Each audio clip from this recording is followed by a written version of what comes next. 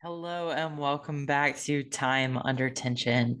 I'm your host, registered nurse and professional bodybuilder, certified health coach, Olivia Gravengard. And today we're going to be talking about creating your high performance system. So, if you guys have followed me, you probably know I'm a huge fan of the book Atomic Habits. And I think James Clear does such a fantastic job of integrating different ideas and theories around building habits and how to actually build those habits into your life in sustainable ways. And he has tons of tips in there for integrating these strategies so that you can really start to use your life and show up in your life in a way that is supportive of your goals. I think something that sometimes gets overlooked in general when it comes to habits is the importance of systems. So, all of these things really work together. And I think it's really important to note that they're different approaches to the same objective, which is to set your life up in a way that supports you in reaching your goals. So, systems and habits are both dependent on having particular goals. You need to know where you want to go. If you don't know where you want to go, it doesn't really matter where you are or how you get there. But if you have a clear idea of what it is that you want, and then you can break that down into what components or habits would need to be integrated into your life in order to take you to that goal, you then can back up and say, what system is going to allow me to perform that habit most consistently? You have to plan, you have to prepare. This is something that I see my clients recognizing very early on in the process when it comes to nutrition primarily. They realize that if they are not taking a consistent day to go get groceries and to meal prep and to buy containers for their food or to set up a meal delivery service, they are flailing around all week long. And I think this is a huge learning curve when you initially begin a fitness program that has structure around nutrition because you get busy. And once you get busy, it's really difficult to just willpower your way through habits. If you can instead learn how to create systems that set you up to successfully execute those habits, there's more momentum and self perpetuation of the habits because your systems are setting you up and setting your environment up in a way that biases you towards the behaviors that you want to exhibit and away from those that you want to avoid or aren't in alignment with your goals. The reason that systems often work better than just setting goals or just using habits is because systems kind of take into account our natural rhythms, our natural ways of operating, which typically revolve around efficiency. We have lots of different things that we're attending to in this life. It seems like more and more all the time with all of the distractions that we have and just this constant inundation of information that's coming at us. To set yourself up for a more effortless flow of behavior, supportive behavior, is going to be the best route for continuing that behavior. You do not want to have to make it decisions every single day. If you can avoid it, that either take you towards or away from your goals. Now, naturally, we have to be an active participant in our lives and say at times, is this something that is serving me or is this not? Is this something that is aligned with my goals or is it misaligned? Is it taking me away from what I want? Those conversations have to happen. However, if you can automate as many things as possible, there are less moments of needing to stop and make a decision, which typically just drain our energy if we're constantly having to decide what we want to do and try to align ourselves with our goals. There is going to be a point of fatigue that becomes difficult to overcome and honestly just isn't efficient. It isn't going to be the best use of our energy. If instead we can set ourselves up in an environment that's supportive of the behaviors we want to continue, we remove a lot of that resistance and create a smoother flow of behavior. And that's what we're looking for. How can we make it easier to succeed than it is to fail? And that's where systems come in. What's an example of a system? So I'm going to show you later this week on Instagram kind of my system for how I manage like a work day and then setting myself up for the next day, because I think that's like a very tangible example. But there's systems that we implement for so many things. If you've ever like packed for a trip, you probably have a system for that. Okay. You know that the clothes that you're going to need to change into when you land need to be on top of your suitcase. And maybe your toothbrush is in your backpack because you want easy access to that when you're at the airport and you're going to be on a plane. So you have a snack in your backpack in one of the outer pockets that's easier to get to. So you're not having to pull your bag out from under the seat. Like we already have systems in play. When we zoom out and kind of look at our life, we have these like series of habits that we've already strung together because they just make sense. We learn how to be more efficient because we just don't have the energy to be making new decisions all of the time. It's not the best use of our energy. We have these brilliant creative minds, and most of us have at least a couple of responsibilities. If we can use more of our mental capacity towards those things that require creativity and moment to moment decision making, then we need to free up the mental space that we're using for things that we could automate more effectively. And again, naturally, we do this in areas where it becomes difficult is the learning curve of implementing a new series of habits or a new routine, or beginning to focus on a new goal and going through that initial phase of learning where we are not efficient and we recognize where we're not setting ourselves up for success. We're not removing obstacles from our environment. And we have a lot of resistance throughout our day that's making it more difficult to choose the right things. And to just consistently show up and take each day to get a little bit better, say 1% better every day. Let me find a way to make this a little easier. Okay, that meal prep system worked better. I have containers now and I went grocery shopping, but I spent way too long prepping all day. Okay, what do I need to change? Maybe I don't need 3 different carb sources. Maybe 1 or 2 is enough. Or maybe 1 could be rice in a rice cooker, so I'm not having to watch it while I cook. Cool. Make that 1 change and you watch the process get a little bit more efficient.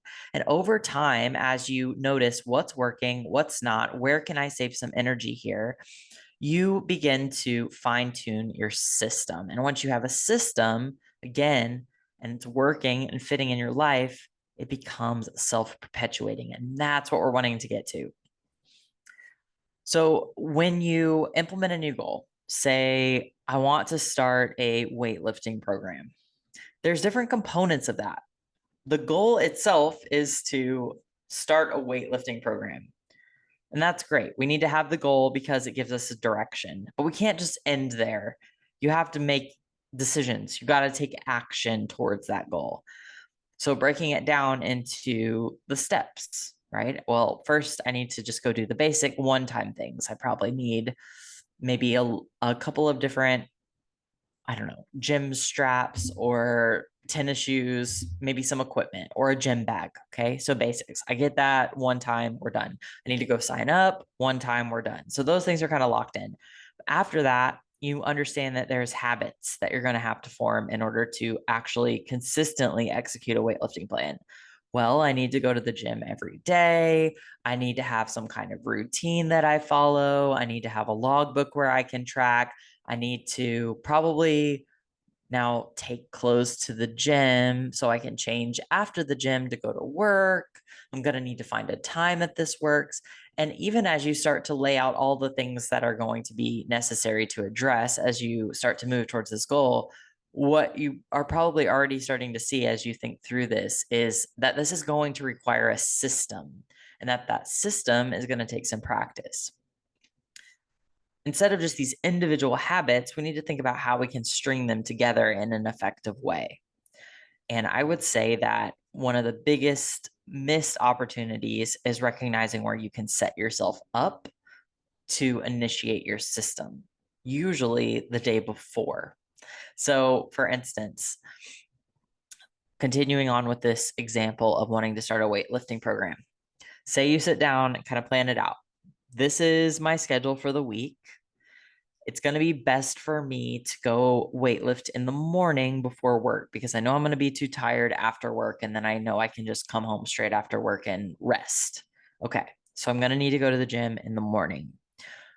Well, what do I need to do to make that easier and to remove as much resistance as possible? I can pack my gym bag the night before. I can lay it out beside my bed. I can have my pre-workout powder already in my shaker sitting beside my water filter so I can just fill it up in the morning. I can pack my work clothes the night before so they're ready to go after the gym in the morning. I can go ahead and pack my meals for tomorrow so it's grab and go. And all of that preparation is to set you up so that there is as little resistance as possible to initiating your system. And once it starts going, you have momentum that's much easier to sustain. So that's what you're looking for is how do I start to create a system that integrates all of the habits that are going to be necessary to reach this goal? That's how we implement, but it starts backwards. It starts with what is my goal? What habits are required? Now, how do I make a system out of those habits? So you see how this creates this loop. And that's something that can be adjusted over time. For instance, currently right now, my goal is building more endurance. So more of my programming is centered around endurance training and mobility work. Well, I already have the system in place for my fitness routine. I get up at 5, I have my water and electrolytes, I go to the gym, I already have my work clothes with me, etc. So I have this system. Now, my goal shifted a little bit. Well, endurance training and mobility work. Well, what needed to change if I back out of that? Well, I need to take running shoes to the gym and I need to take a lacrosse ball with me to do mobility work. And I need to account for any time difference that there may be with these sessions. Um, so those are the tweaks. And then I can tweak my already existing system to now support those goals. So what's great about creating systems is they are series of routines that allow you to achieve a goal. And once you start implementing them, it becomes really easy to tweak them to either improve them or to shift them towards a goal adjustment. So just starting to understand what systems are, how you probably are already using them in your life for certain things. A lot of us already have systems in our lives for aspects of our jobs, for instance. How can you leverage that natural tendency towards just being efficient, towards moving in the path of least resistance to set yourself up to naturally move towards your goals? That's what this is going to look like. So, how do you start this? I would say, first off, zoom into what your specific goals are. It doesn't even have to be fitness related. Really, this is a process that can be applied to any area of life. I think nutrition and fitness are great examples because they both involve multiple habits that need to be implemented in order to achieve a successful routine. So, nutrition, for instance, you'll need to go buy your groceries, you'll need to prep your meals. You'll need to probably have some kind of meal prep containers, a way to store the food and to organize it. Um, you may need a meal plan. You might need a budget for that. There might be certain grocery stores you go to for certain items and others for others, and just starting to get clear on all those different pieces. And then what do you need to do to pack up and prepare for the next day and ensure that you have your meals and snacks for the day? And are there any meals that you're going to make at home? And do you have what you need for those? Are there any beverages you're going to have through the day? What do you need to take with you? Do you need utensils? So there's all these different little pieces of it. And when we start to recognize, like, oh, these are all of the things I'm going to need to address in order to achieve this goal. Now, how do I start to stack those together into a system where every piece that is important gets addressed in the most efficient and effective way possible? So starting to think about how to apply systems to your goals, I think, is stellar. It reduces the friction and the fatigue that we often experience that are typically the roots of our self-sabotage, our failure to progress. We get so tired of trying to do so many things and make so many decisions that we just can't sustain it. It becomes too difficult. So how do we make it easier for ourselves? These are ways that we naturally move. So let's leverage that to work for us.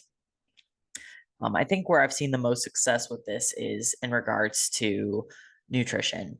The clients who I've worked with who had the most resistance initially to meal prepping came around to it naturally. And that's how it has to be. If you decide that you want to cook your food every single day for the next day, go for it. That could be your initial system is every day I cook food for tomorrow. If that works for you and you want to try it, that's great. But I most often see success when people start to move from that to prepping twice a week. So they have relatively fresh food, maybe sometimes once a week for people who are a little bit busier or can store food safely.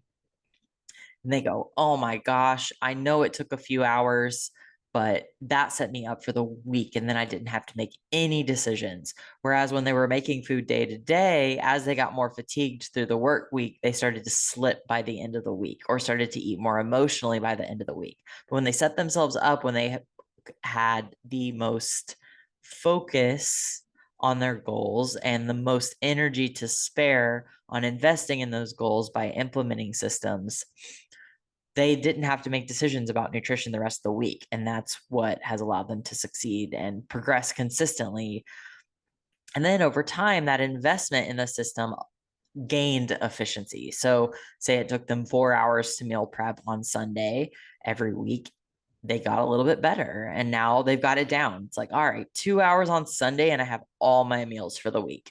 That's a huge time saver because otherwise, you're going to spend at least 30 minutes every single day trying to prep your meals for the next day on top of the decision fatigue that begins to accumulate over time. You're spending way more time and way more energy prepping food every single day. So again, you come back to what is most efficient. So if you're already at the beginning of your journey, starting to feel just overwhelmed and bogged down by the amount of individual habits that you have, start to build systems. It will change your life. And once you understand the process, you can apply it to any goal that you have. I think some common system failures include setting up a system that is too advanced for where you are in your journey. So, say you want a consistent weightlifting program. Well, if your plan is to implement 5 days a week of 2 hours of weightlifting and 30 minutes of cardio, and you're starting from not having a program at all, that is a huge jump. It is a huge jump. And that's not to say that it's impossible, but if it's not sustainable or realistic, you're going to run into so much resistance initially that it's going to be really, really difficult to sustain that. And when we set a goal and we overcommit ourselves to it, to the system that might be too advanced for where we are in our process, there's a little bit of disempowerment that comes when we fail. Now, your ability to say, oh, that didn't work, I need to adjust my system is going to be necessary. And I would say that's where we can kind of combat that complexity that we create is by saying, is the system working for me? Yes, in this regard. No, in this regard. It's a little bit too much. That was too big of a jump. or it's not really helping me get farther than where I am right now. We need to have that reflection process in order to fine tune our systems. But also just realizing if you are starting from zero with a habit, you need to build a system that is stepwise. First habit's just getting into the gym and setting aside an hour of time to lift every single day. So starting there, and then you can build on that over time, and you're going to have more success and more positive self-regard throughout the process if you take it in a stepwise manner. Kind of building on that, another system failure is to commit blindly to a system without any review ever, or to say like, I'm going to stick with this system, even though for the last 4 weeks I keep slipping and I'm not able to sustain it and it's just too intense. You have to have the objectivity to say like, hey, I might have made this a little bit too complicated from the start. Let me simplify until I can build some consistency, and then I can start to build on that system. So being realistic with yourself in terms of how often you're able to actually sustain the habit. In theory, in order to grow, we should be succeeding about 70% of the time, failing about 30%.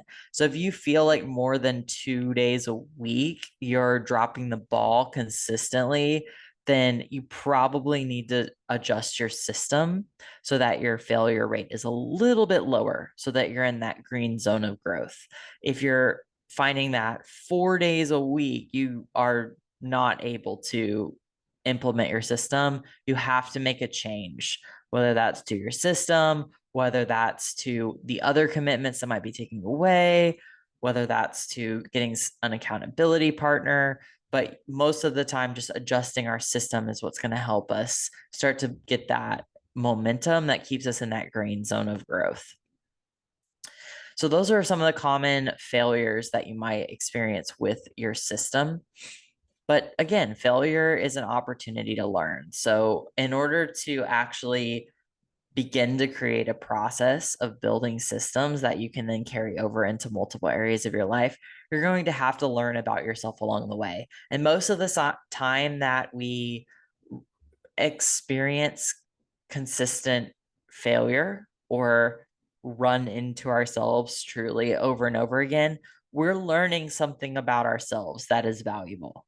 It's like if you find that you're someone who's able to commit to a goal and pursue it just fervently for 3 weeks straight, and then you self-sabotage and you crash and burn and you end up backsliding, and then you want to do it all over again, you have to be real about that and say, okay, this is my pattern. What's actually going on? What happens in those 3 weeks? Did I overcommit? Did I make my system too complicated? Did I try to implement too many things at one time? Did I set my baseline goal too high and say, oh, well, if my long-term goal is to learn Japanese, then I better start studying every single day, and then find that I don't actually have time to study every single day. And now I just keep failing over and over at trying to implement that habit. Maybe I need to back down my baseline goal to, I'd like to be able to speak conversational street Japanese versus to learn the language fluently, and then knowing, okay, that's going to take me spending 10 minutes a day learning Japanese and building from there. So you need to back it down. So starting to recognize where we self-sabotage, our consistent patterns of failure, it's going to give us opportunities to learn about our individual selves in a way that, again, will serve every goal, because we'll start to recognize our own patterns. And the more we run into ourselves through failure, we start to recognize where our weak links are and where our greatest opportunities for growth are. Because we all have patterns. We all have certain things that we struggle with consistently, where we just consistently run up against ourselves and see the same behaviors on repeat. And we can either choose to get frustrated, disappointed, shameful, annoyed, or we can say, okay, I just learned something about myself. I tend to do this. That's good to know. Now, how can I show up differently? And not just will myself to do so, but really set myself up for success so that I can overcome this tendency so that I can start to shift the narrative and develop my character in a way that's going to allow me to show up differently moving forward. So again, at the end of the day, systems are just a way to help you move towards your goals efficiently, effectively, and to conserve your energy so that you can use it for what's most important. It takes some planning, it definitely takes reflection. But once you start to build this skill, the carryover into every area of your life is absolutely insane. So I'd encourage you this week to start to think about where you already have systems in play. Where have you already created series of habits that you execute mostly without thinking that allow you to show up with effectiveness in an area of your life? If you're not sure where to look, start to just look at your routines. What are things you consistently do on repeat? And it's usually easiest to see this in our jobs. Again, there's just a series of things that we naturally do. We may get to the office and grab a coffee and answer our emails and go talk to so and so about this project and then go call a client. And we already have this little process going and we know that it works because that's what allows us to sustain our jobs, right? We're not getting fired, so we must be doing something right. And we built some kind of process that has allowed us to show up with effectiveness. So noting how that's worked for you in certain areas, you can start to see how to carry that over into applying systems to achieve a new goal. So stay tuned on Instagram this week. I'm going to be sharing some more information about creating systems and what systems I implement in my life.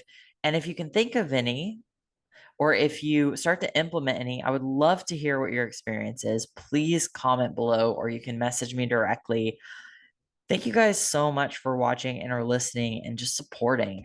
It's awesome to start to have a community around everything health and fitness and just wanting to consistently improve our lives. And I'm just constantly meeting people who are on this path and saying, hey, it's great to hear what you're sharing because I feel the same way. Like I used to only want to change my body and now I just want to feel good and live a happy, healthy, energized, full life where I can be my best self in every area. And every time I meet someone who kind of validates this mission that I'm on, I feel so full because I know I'm also not alone in this journey and that other people are starting to recognize what's important to them in regards to their health and looking for positive support in order to achieve that. And when we start to recognize that there's a community around us of like-minded people who also want the best for themselves and their health and to show up with excellence in their lives, we can build each other up and we can start to recognize where we're learning similar lessons, maybe from different books or from different perspectives. And yet we come to the same truths because we're in a sincere pursuit of truth. And that's such a beautiful thing. Thank you guys again for watching and or listening. I will catch you next time on Time Under Tension.